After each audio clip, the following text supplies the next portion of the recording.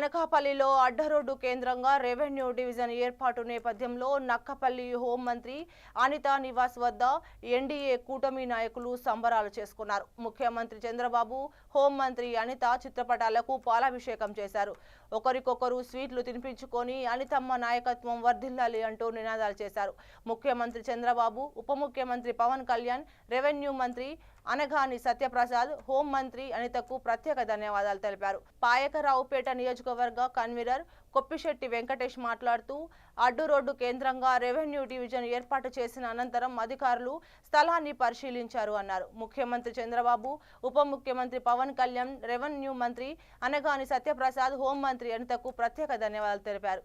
ఇలమంచలి, పాయకరావుపేట పక్కపక్క నియోజకవర్గాలు మేమంతా అన్నదమ్ముల వలె కలిసిమెలిసి ఉంటామని అన్నారు. అయిపోయింది